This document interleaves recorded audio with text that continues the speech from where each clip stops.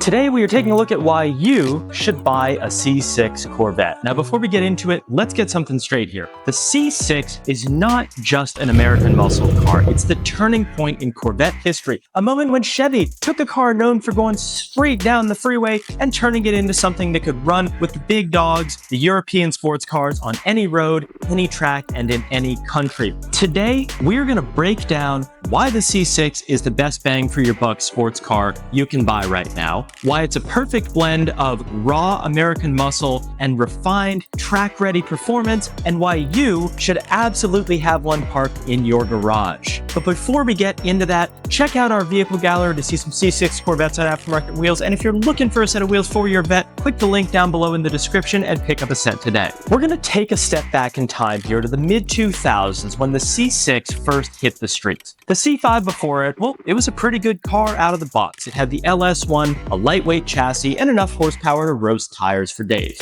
But with the C6, Chevy said, hey, let's crank this up a notch. Let's make something that's more than just a fast, straight line car. They wanted to build a world-class sports car to compete with the European cars coming out at the time. The C6 was introduced in 2005, and right off the rip, it was clear this wasn't just an evolution of the C5, it was a huge leap forward in many directions. For the first time, the C6 had gotten rid of those iconic but outdated pop-up Corvette headlights. Why? Well, because aerodynamics. Chevy wanted this car to compete on the world stage, and in order to do that, they had to get serious about things like drag coefficients and high-speed stability. The design of the C6 was sharper. It was tighter, more angular, and more focused, and this wasn't just skin deep. Chevy had improved the interior, given it more modern tech, and stiffened up the chassis to make it a more capable car in the corners. So first and foremost, what makes a C6 an absolute beast? Well, it's the LS engine. Early C6 Vettes 05 to 07 came with the LS2, a 6-liter V8 making 400 horses and 400 foot-pounds of torque. Now, 400 horsepower by today's standards is not that much,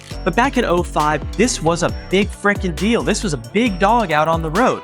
The LS2 was lighter, more efficient, and packed more punch than the LS1, and it gave the C6 even more low-end torque that just propels you out of a corner exit or just down the road. Plus the LS, well, you guys know, it's a legendary engine series. It's reliable, it's tunable, it's got an aftermarket as deep as the Mariana Trench. But in 08, Chevy said, let's up the ante, and they dropped the LS3 into the Vette. With 0.2 liters more displacement, 6.2 liters, making 430 horsepower and 424 feet-pound of torque, or 436 horsepower if you opted for the optional exhaust, which you should, the LS3 took everything that was great about the LS2 and cranked it up just a couple notches. More displacement, more power, more potential. We could make an entire video on the differences between the LS2 and the LS3, but the long and short is, it's an engine that will run forever, can be modified to make insane power, and sounds like 1,000 bald eagles coming out of the exhaust every time you stomp on the gas. It's a surprisingly efficient engine, all things considered, thanks to its lightweight aluminum construction, and the C6 Corvette, in part due to its weight and in part due to the LS3, can get 25 miles per gallon on the freeway.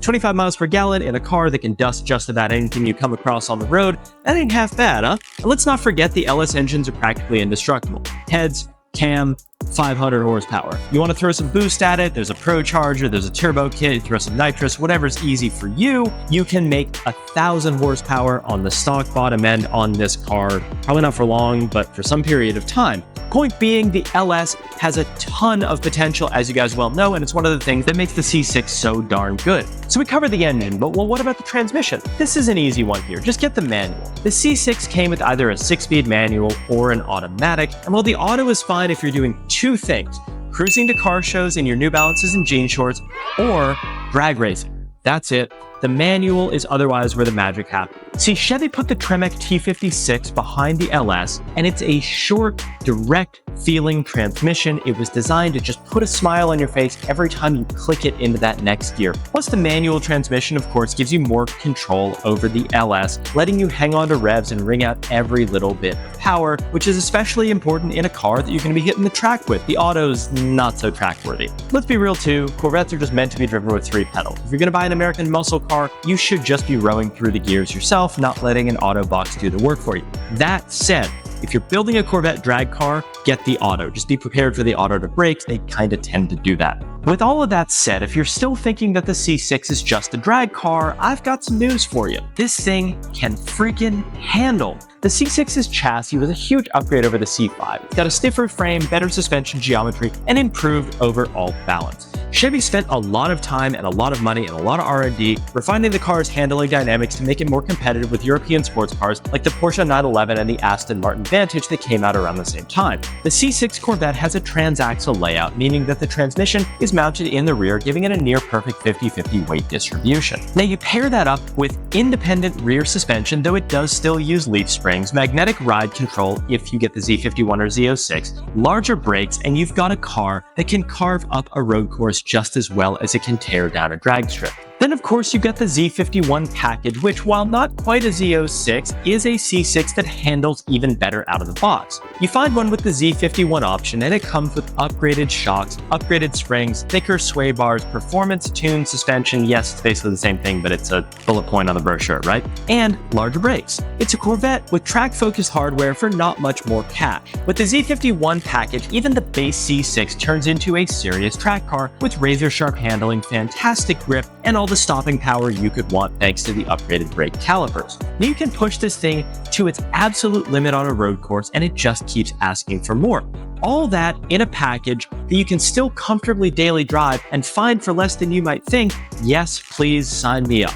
Now, speaking of track cars, we can't talk about the C6 without talking about the big bad daddy of Corvettes, the Z06. The Z06 is a supercar killer, and the crazy part is today you can buy one for, well, not supercar money.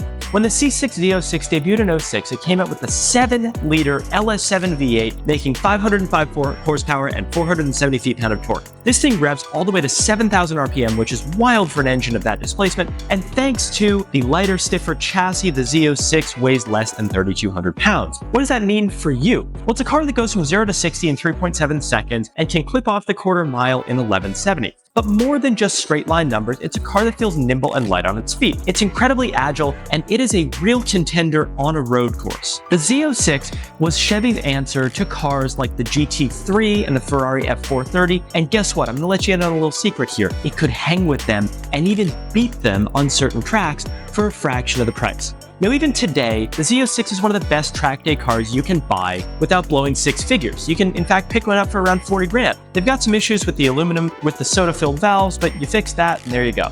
Interior-wise, Corvette interiors have always been, right? The C5 had an interior that looked like it came from a 90s Cavalier, but the C6 stepped things up a little bit. It's not going to win any luxury awards, but the material quality is a lot better. The seats are more supportive while also being more comfortable, and the infotainment system was finally actually usable. Plus, if you get a later model after 08, you do get the updated interior as well with better quality all around. You also get a ton of modern features like dual zone climate control, a Bose sound system, remote start, push button ignition. Is it a Porsche 911 interior? No, it's not. But it's comfortable enough for long road trips and you won't feel like you're driving a bargain bin sports car. Here is, in my opinion at least, one of the best parts about the C6 Vet. It's a reliable car. The LS engines are known for being pretty bulletproof as long as maintenance is kept up, and the Corvette's relatively simple, straightforward, naturally aspirated, big lazy motor design means there's very little to go wrong. With regular maintenance, you can hit 200,000 miles or more on your Vet. And if you want to go faster, the aftermarket for the C6 is massive. You can find parts for anything you want. Again, linked right down below. We sell everything from forced induction kits to suspension upgrades, wheels, tires, whether you want to build a track monster, you want to improve the looks, you want to rip off a quarter mile time, you want to make 1,000 horsepower and do 60 to 130, the C6 has you covered on any of these. And because it's a Vet, parts are affordable compared to a comparable European sports car. So now the part you've probably all been waiting for, and I've alluded to it a few times here. The C6 Corvette are an